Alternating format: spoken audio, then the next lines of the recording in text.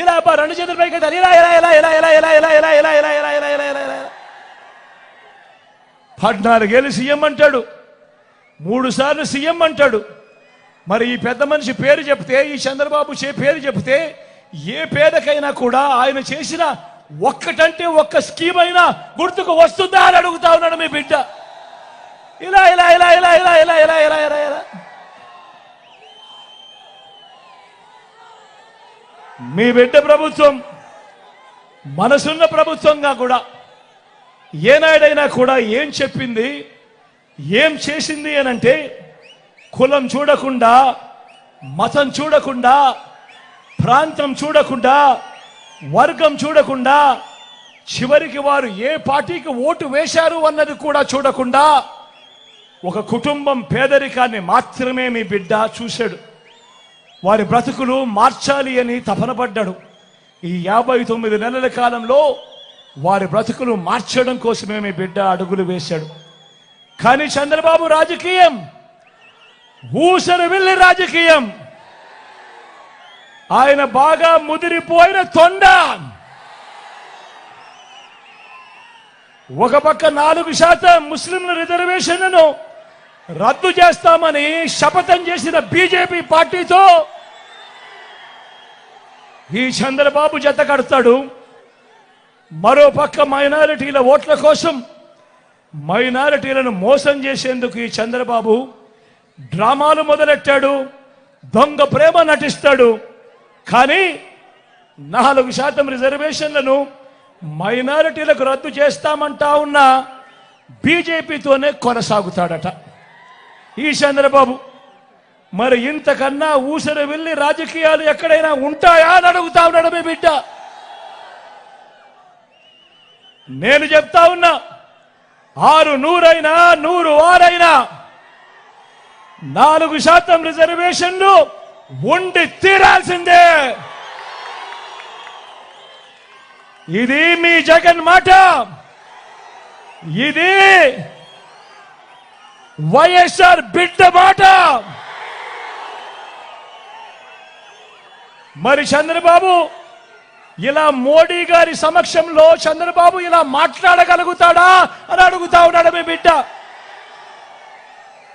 మరి మైనారిటీల రిజర్వేషన్లను రద్దు చేస్తామన్న తరువాత కూడా ఎన్డీఏలో ఎందుకు కొనసాగుతా ఉన్నాడు ఈ చంద్రబాబు అని అడుగుతా ఉన్నాడు మీ బిడ్డ.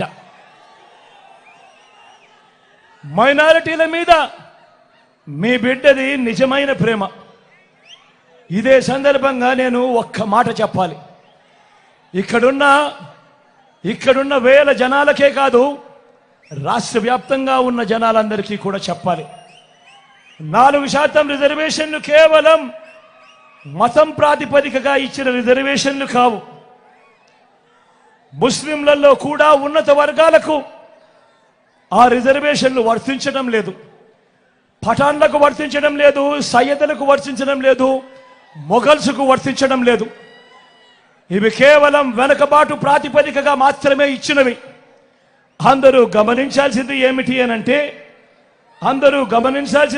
అనంటే అన్ని మతాల్లో కూడా బీసీలుంటారు, అన్ని మతాల్లో కూడా ఓసీలుంటారు. మరి అలాంటప్పుడు మైనారిటీలను వేరుగా చూడడం, రాజకీయ స్వార్థం కోసం మైనారిటీలకు నోటిదాకా వచ్చిన కూడును తీసేయాలనుకోవడం ఎంత మటుకు ధర్మము అని చెప్పి అడుగుతా ఉన్నాడు మీ బిడ్డ. ఇవి రాజ్యాంగానికి లోబడి ఇచ్చిన రిజర్వేషన్లు.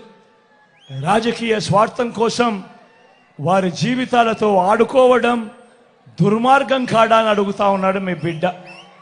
అందుకే ఇవి ఎట్టి పరిస్థితిలోనూ కొనసాగుతాయి. 4% రిజర్వేషన్ల విషయంలో కానివ్వండి, ఎన్ఆర్సీ విషయంలో కానివ్వండి, సిఏఏ విషయంలో కానివ్వండి, ఇంకా ఏ అంశంలో అయినా మైనారిటీల మనోభావాలకు, వారి ఇజ్జత్ और ఈమాన్ కు అండగా నిలబడుతూ మద్దతుగా ఎల్లప్పుడూ ఉంటామని చెప్పి సందర్భంగా తెలియజేస్తా ఉన్నా.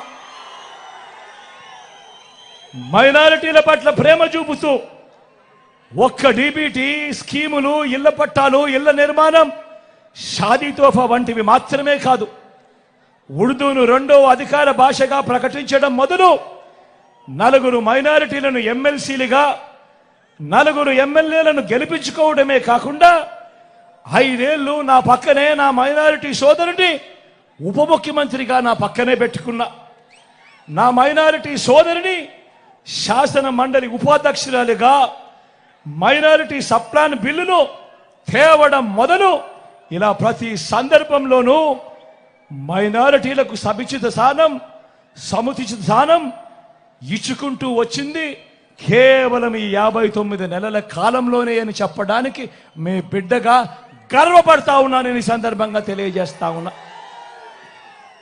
నా మైనారిటీ సోదరులు, అక్క చెల్లెమ్మలు, అవ్వాతాతలు అంతా గమనించండి. మన రాష్ట్రంలో ఉన్న 175 ఎమ్మెల్యే సీట్లలో 4% అంటే దాని అర్థం 7 ఎమ్మెల్యే సీట్లు. మరి ఈరోజు మొట్టమొదటిసారిగా మైనారిటీలకు 4% పొలిటికల్ రిజర్వేషన్ కూడా ఇస్తూ ఏకంగా 7 ఎమ్మెల్యే స్థానాలు ఇచ్చిన పార్టీ కూడా వైఎస్ఆర్ కాంగ్రెస్ పార్టీ అని కూడా గర్వంగా చెప్తా ఉన్నాను ఈ సందర్భంగా. మరి చంద్రబాబు ఇలా మైనారిటీలకు మంచి చేసిన చరిత్ర ఎన్ని జన్మలకైనా వస్తుందా అని చెప్పి అందరూ గమనించవలసిందిగా కోరుతా ఉన్నా. నేను ఎందుకు తెలుసా ప్రతి సందర్భంలోనూ నా ఎస్సీలు, నా ఎస్టీలు, నా బీసీలు, నా మైనారిటీలు అని అంటూ ఇంతగా వారి పట్ల నా ప్రేమను, నా అభిమానాన్ని ఎందుకు ఇంత బాహాటంగా చూపిస్తానో తెలుసా? కారణం, ఒక ముఖ్యమంత్రి స్థాయిలో ఎప్పుడైతే ఇంతగా వారిని గుండెల్లో పెట్టుకొని ఇంతగా వారి మీద ప్రేమ చూపిస్తే అప్పుడు ఆ వెనకబడిన వర్గాలకు ఆ గ్రామాలలో కానీ రాష్ట్రంలో వారికి ఎక్కడైనా కూడా వారికి ఇచ్చే గౌరవం పెరుగుతుంది, వారిలో ఆత్మస్థైర్యం పెరుగుతుంది, వారిలో ఆత్మ గౌరవం పెరుగుతుంది.